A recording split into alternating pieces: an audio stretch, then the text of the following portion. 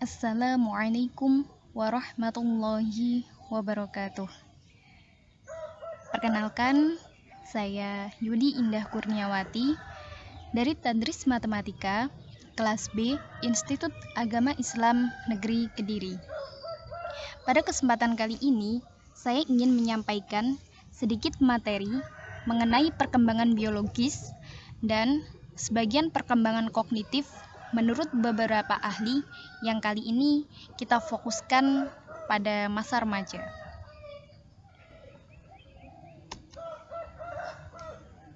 Nah, sebelumnya ada yang tahu nggak masa remaja itu apaan sih?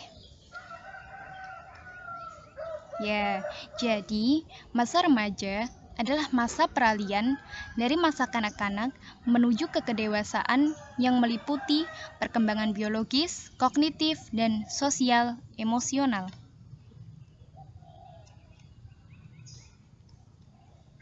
Di sini ada dua potret remaja tentang curahan hati mereka mengenai kondisi fisik mereka saat mengalami pubertas.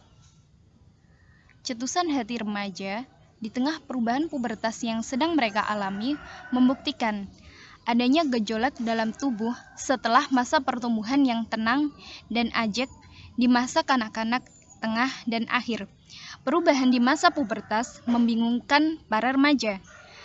Meski segala perubahan tersebut memunculkan perasaan bingung, berbagai pertanyaan, ketakutan, dan kecemasan, kebanyakan di antara kita berhasil melaluinya dengan cukup baik.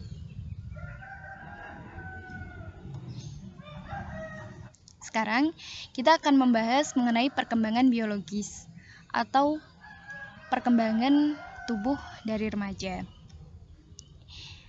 Ada 4 poin yang akan dibahas di sini. Yang pertama, pengaruh faktor genetika. Yang kedua, interaksi faktor bawaan. Selanjutnya, ciri umum pertumbuhan remaja. Dan yang terakhir adalah pubertas. Pengaruh faktor genetika terhadap perkembangan remaja. Ada beberapa hal yang berhubungan dengan pengaruh faktor genetika terhadap perkembangan remaja ini. Yang pertama, ada sifat dasar gen. Yang kedua, metode yang dipakai oleh para ahli genetika perilaku. Dan yang terakhir adalah temperamen. Sifat dasar gen. Dalam biologi, gen sendiri merupakan bagian dari kromosom atau salah satu kesatuan kimia DNA dalam kromosom, yaitu dalam lokus yang mengendalikan ciri-ciri genetis dari suatu makhluk hidup. Jadi, gen adalah unit pembawa atau pewaris sifat individu kepada keturunannya. Di sini akan dibahas 3 hal mengenai sifat dasar gen. Yang pertama ada genotip, kedua fenotip, dan yang terakhir adalah reaction range atau rentang reaksi. Genotip adalah warisan genetik seseorang, material genetika aktual yang sebenarnya ada. Namun demikian, tidak semua material genetik tersebut jelas tampak pada ciri-ciri yang tampil atau dapat diukur pada diri kita. Genotip tersebut menentukan dengan secara genetis sifat-sifat yang diwariskan dari organisme. Jadi, genotip tidak dapat dilihat secara langsung oleh mata kita ya. Selanjutnya adalah fenotip. Fenotip adalah genotip seseorang yang tampil dalam ciri-ciri yang dapat diamati atau diukur. Fenotip ini meliputi ciri fisik seperti tinggi badan, berat badan, warna mata, warna pigmen kulit, dan lain-lain. Dan yang terakhir adalah reaction range atau rentang reaksi, yang merupakan rentang jumlah kemungkinan fenotip untuk setiap genotip yang menunjukkan pentingnya peran pembatasan ataupun pengayaan lingkungan. Sandra Scar menjelaskan bahwa setiap orang memiliki jangkauan potensi. Misalnya, seseorang lebih pendek dari kebanyakan orang lain, meskipun diberi makan sebanyak apapun, orang yang memiliki gen pendek tersebut tidak akan pernah tumbuh menjadi lebih tinggi daripada rata-rata.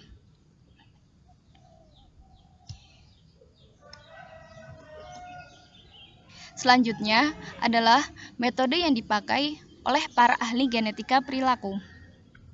Genetika perilaku atau behavior genetics adalah studi mengenai kadar dan hakikat dari landasan herediter suatu perilaku. Para ahli genetika perilaku berasumsi bahwa perilaku ditentukan oleh interaksi faktor herediter dan lingkungan. Untuk mempelajari pengaruh faktor herediter pada perilaku, para ahli genetika perilaku sering memakai penelitian mengenai anak kembar atau adopsi.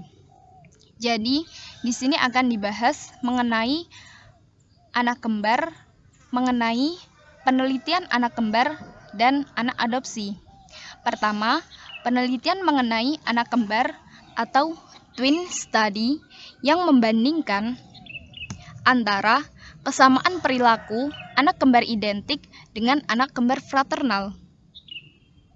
Yang kedua, penelitian adopsi atau adoption study yang mana peneliti berusaha menemukan apakah perilaku dan ciri-ciri psikologis anak yang diadopsi lebih mirip dengan ciri-ciri orang tua angkat yang menyediakan lingkungan rumah bagi mereka atau lebih mirip dengan orang tua biologis mereka yang menyumbangkan faktor bawaan. Nah, yang kita bahas terlebih dahulu adalah perbandingan antara kesamaan perilaku anak kembar identik dengan anak kembar fraternal. Sebelumnya, ada yang tahu nggak kembar identik sama kembar fraternal itu bagaimana sih? Terus bedanya seperti apa? Nah, jadi anak kembar identik atau identical twins, satu zigot itu tumbuh dari satu sel yang dibuahi menjadi dua replika yang identik masing-masing menjadi satu anak. Sedangkan kembar fraternal atau fraternal twins, dua zigot berkembang dari sel telur yang berbeda dan sperma yang berbeda pula, sehingga secara genetis keduanya kurang mirip satu sama lain dibandingkan dengan kembar identik ya. Meskipun kembar fraternal dibesarkan dalam satu rahim yang sama, secara genetis mereka berbeda, seperti halnya adik kakak, bukan kembar, dan mungkin pula terdiri dari jenis kelamin yang berbeda. Pada suatu penelitian, 7.000 pasang kembar identik dan kembar fraternal bangsa Finlandia diperbandingkan trait kepribadiannya, yaitu ekstroversi, suka bergaul, dan neurotisme, ketidakstabilan psikologis. Ternyata ditemukan bahwa kembar identik lebih serupa satu sama lain pada kedua trait kepribadian tersebut ketimbang dengan kembar fraternal. Hal ini menunjukkan peran faktor herediter pada kedua trait tersebut. Nah, kembar identik ini mungkin memandang diri mereka sebagai satu kesatuan dan lebih banyak bermain bersama ketimbang dengan kembar fraternal. Jika demikian halnya, kesamaan antara kembar identik boleh jadi dipengaruhi oleh faktor lingkungan.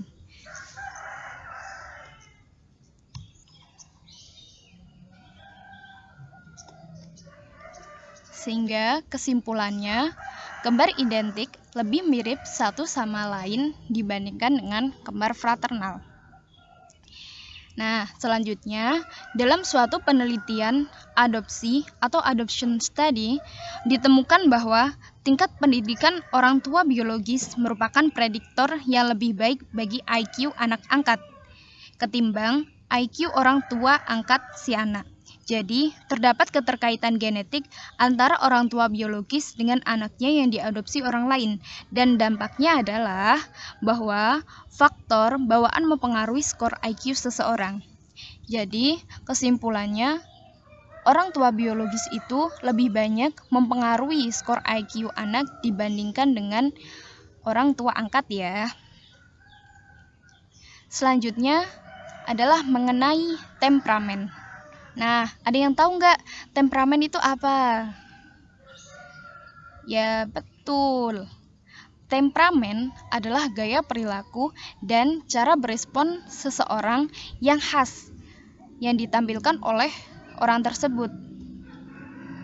Nah, Alexander Chess dan Stella Thomas mengemukakan bahwa ada 3 kelompok temperamen, yaitu yang pertama, anak yang bertemperamen mudah. Nah, biasanya anak ini memiliki suasana hati yang positif, mudah mengikuti aturan atau kegiatan keseharian umum, dan mudah menyesuaikan diri dengan pengalaman baru ya. Nah, yang kedua adalah bertemperamen sulit. Lah, anak ini cenderung bereaksi negatif dan banyak mengeluh atau rewel. Kegiatan rutin kesehariannya tidak teratur dan lambat menyesuaikan diri dengan pengalaman baru. Dan yang terakhir adalah anak bertemperamen lambat menghangat. Menunjukkan tingkat kegiatan yang rendah, agak bereaksi negatif, penyesuaian dirinya juga agak lambat, dan suasana hati dalam intensitas yang rendah. Selanjutnya adalah interaksi faktor bawaan lingkungan dan perkembangan. Yang pertama, di sini ada interaksi genotip. Interaksi genotip sendiri dibagi menjadi 3. Ada genotip pasif dengan lingkungan, genotip evokatif dengan lingkungan, dan yang terakhir adalah genotip aktif dengan lingkungan. Dan yang kedua, ada pengaruh lingkungan. Pengaruh lingkungan yang terbagi dan pengaruh lingkungan yang tak terbagi. Yang pertama kita bahas adalah interaksi genotip. Lah, ahli genetika perilaku Sandra Scher percaya bahwa lingkungan yang dipilihkan para orang tua untuk anak dan remaja mereka sampai kadar tertentu tergantung pada genotip yang dimiliki orang tua itu sendiri. Para ahli genetika perilaku percaya bahwa faktor bawaan dan lingkungan berinteraksi dengan 3 cara, yaitu pasif tadi, evokatif, dan aktif. Yang pertama adalah genotip pasif dengan lingkungan. Hal ini terjadi saat orang tua yang memiliki hubungan genetis dengan anak memberikan lingkungan pengasuhan pada anak. Misalnya, orang tua memiliki genetik cerdas dan cakap membaca. Karena mereka cakap membaca dan menikmati kegiatan membaca, mereka menyediakan buku bacaan bagi anak-anak mereka. Sehingga apa? Sehingga anak mereka juga akan lebih cenderung menjadi anak yang cakap membaca dan menikmati kegiatan membaca. Nah, selanjutnya adalah interaksi genotip evokatif dengan lingkungan. Hal ini terjadi karena genotip anak akan menimbulkan jenis lingkungan fisik dan sosial tertentu. Misalnya, anak yang aktif dan suka tersenyum akan lebih banyak mendapatkan perangsangan sosial ketimbang anak yang pasif dan pendiam. Selanjutnya adalah interaksi genotip aktif dengan lingkungan. Hal ini terjadi saat anak dan remaja menjelajahi lingkungan yang mereka pandang menarik dan menantang. Pemilihan ini berkaitan dengan genotip tertentu yang mereka miliki. Contohnya, sebagian remaja karena genotipnya lebih terampil di bidang musik, maka akan cenderung lebih banyak memanfaatkan waktu dalam lingkungan musikal, di mana mereka dapat menampilkan keterampilan mereka dengan baik. Nah, selanjutnya adalah pengaruh lingkungan. Ahli genetika perilaku Robert Plomin percaya bahwa cara pengasuhan yang sama atau lingkungan yang sama memberikan pengaruh yang kecil terhadap variasi perbedaan kepribadian atau minat remaja. Dengan kata lain, meskipun 2 remaja tinggal serumah dengan orang tua yang sama, kepribadian mereka kerap kali berbeda. Bener ya kayak gitu? Nah, kita simak penjelasannya. Yang pertama kan ada pengaruh lingkungan terbagi. Pengaruh lingkungan terbagi ini adalah pengalaman remaja yang dialami oleh orang lain yang juga dialami oleh orang lain di lingkungannya. Misalnya, kepribadian dan orientasi intelektual orang tua mereka, kelas sosial keluarga, dan lingkungan tetangga sekitar tempat tinggal mereka. Pengaruh lingkungan tak terbagi adalah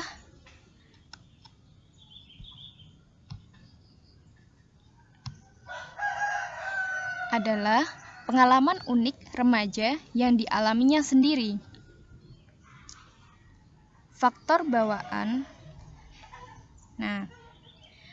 adalah pengalaman unik remaja yang dialaminya sendiri, baik di dalam maupun di luar lingkungan keluarga, yang tidak dialami oleh kakak atau adiknya. Kesimpulannya, baik gen maupun lingkungan diperlukan bagi remaja, meski hanya untuk sekedar ada di dunia.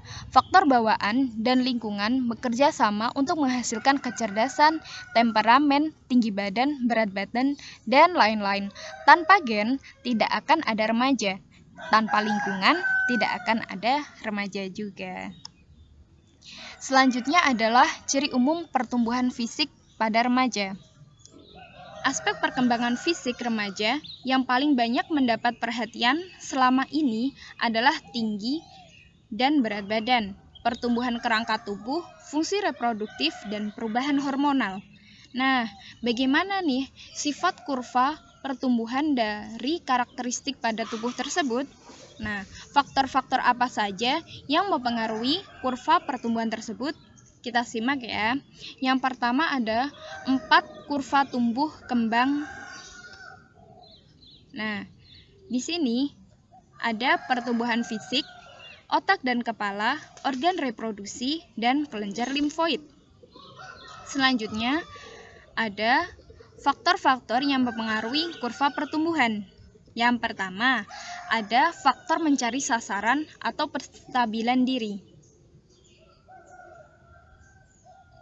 Dalam keadaan terhambat penyakit atau nutrisi yang buruk, pertumbuhan individu seringkali dapat kembali mencapai kondisi seharusnya setelah kondisi negatif tersebut diatasi. Kekuatan pengaturan kembali ke kondisi semua ini diperkirakan memiliki dasar genetik. Selanjutnya adalah kecepatan kematangan yang berbeda. Hal ini diketahui terjadi pada bagian-bagian tubuh yang berbeda. Misalnya, kepala selalu lebih cepat berkembang daripada badan. Selanjutnya adalah pengaturan berdasarkan umpan balik. Hal ini melibatkan penyesuaian diri struktur biologis terhadap umpan balik. Misalnya, sekresi kelenjar pituitari mempengaruhi berbagai kelenjar lain, seperti kelenjar tiroid dan kelenjar seksual. Sekresi pituitari disesuaikan dengan tingkat hormon pada kelenjar lainnya. Saat sekresi, kelenjar lainnya mencapai kadar yang tepat atau memadai. Kelenjar pituitari mengatur keluarannya agar tetap berada dalam keseimbangan yang sudah tercapai.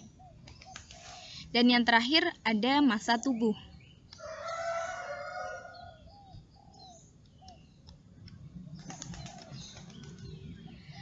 Selanjutnya adalah pubertas. Pertama, ada batasan dan determinan pubertas. Pubertas sendiri adalah perubahan cepat pada kematangan fisik yang meliputi perubahan tubuh dan hormonal yang terutama terjadi selama masa remaja awal.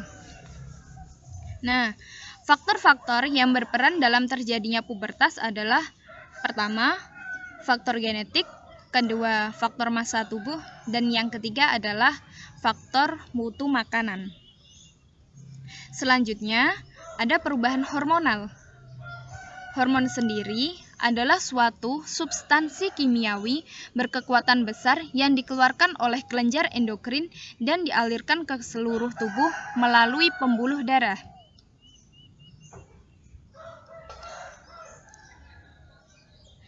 Peran sistem endokrin pada masa pubertas melibatkan interaksi hipotalamus, kelenjar pituitari, pituitari, dan kelenjar gonad.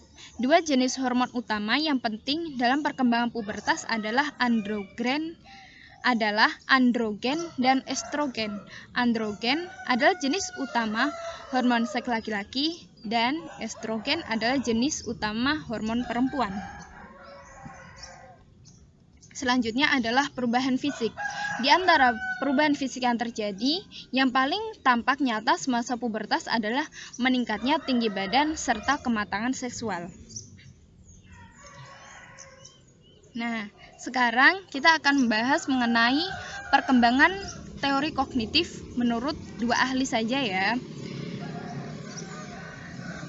Yang pertama, pandangan Piaget tentang perkembangan kognitif. Jean Piaget adalah pakar psikologi dari Swiss yang hidup dari tahun 1896 sampai 1980. Piaget menskemakan perkembangan kognitif manusia itu terdiri dari beberapa tahap sebagai berikut. Yang pertama ada tahap sensorimotorik dimulai dari 0 sampai 2 tahun, dan yang kedua ada tahap preoperasional dimulai dari 2 sampai 7 tahun, dan yang ketiga ada tahap operasional konkret dari 7 sampai 11 tahun, dan yang terakhir tahap operasional formal 11 sampai 15 tahun. Kita bahas satu-satu ya. Tahap sensomotorik yang berlangsung sejak masa bayi sampai sekitar 2 tahun adalah tahap pertama dalam teori Piaget ini. Pada tahap ini, bayi membangun pemahamannya akan dunia dengan mengkoordinasikan pengalaman indrawinya, misalnya dengan melihat dan mendengar, dengan gerakan fisik, motorik, sehingga disebut dengan sensi motor. Yang selanjutnya ada tahap preoperasional yang berlangsung dari usia sekitar 2-7 tahun, yang merupakan tahap perkembangan kedua menurut Piaget. Dalam tahap ini, anak mulai menggambarkan dunia dengan kata-kata, bayangan, atau gambar. Selanjutnya, ada tahap operasional konkret. Menurut Piaget, operasi adalah hubungan-hubungan logis di antara konsep-konsep atau skema-skema, sedangkan operasi konkret adalah aktivitas mental yang difokuskan pada objek-objek atau peristiwa-peristiwa nyata atau konkret yang dapat diukur.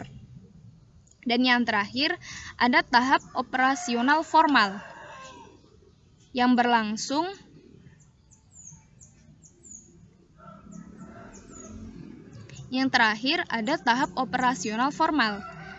Ditinjau dari perspektif teori kognitif Piaget, maka pemikiran masa remaja telah mencapai tahap pemikiran operasional formal, yakni suatu tahap perkembangan kognitif yang dimulai kira-kira 11 atau 12 tahun dan terus berlanjut sampai remaja mencapai masa tenang atau dewasa.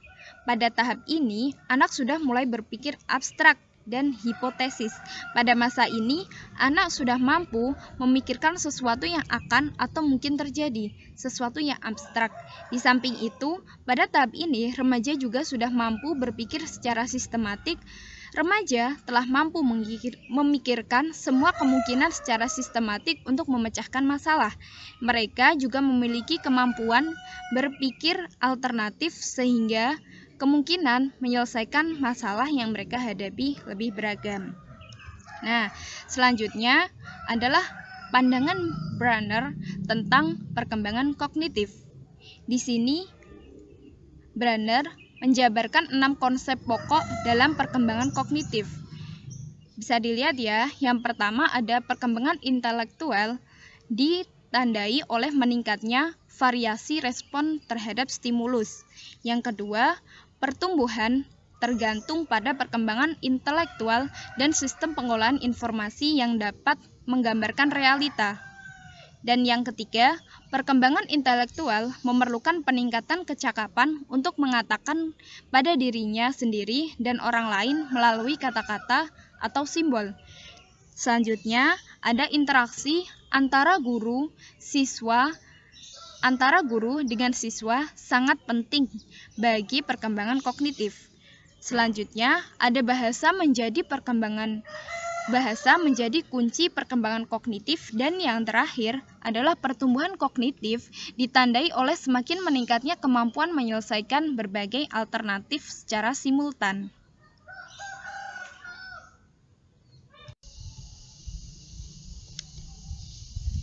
Nah, selanjutnya, menurut teori Brenner, peserta didik berpikir dan mencipta melalui inquiry dan peran-peran yang dimainkan dalam pembelajaran. Proses belajar lebih dari sekedar menghasilkan informasi. Brenner dalam memahami karakteristik perkembangan kognitif didasarkan pada tingkah lakunya sesuai tahapannya. Tahapan-tahapan tersebut ada 3. Yang pertama, ada tahap enaktif, tahap ikonik, dan tahap simbolik. Tahap enaktif. Nah, pada tahap enaktif, pengetahuan diperoleh melalui respon-respon motorik. Anak mulai memahami lingkungannya. Pada tahap ini, anak memulai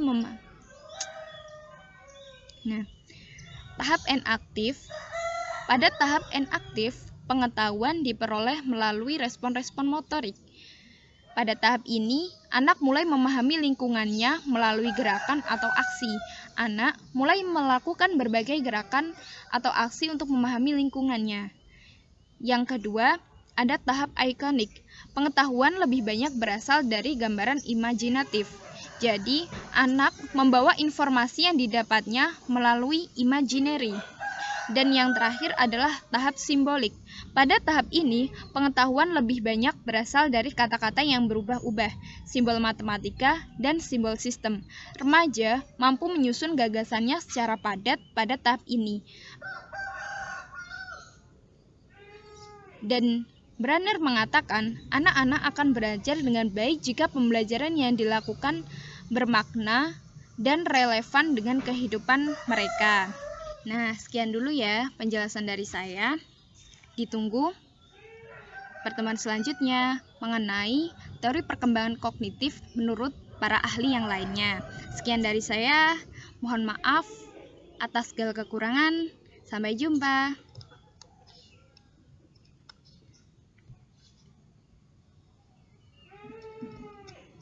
Dan terima kasih.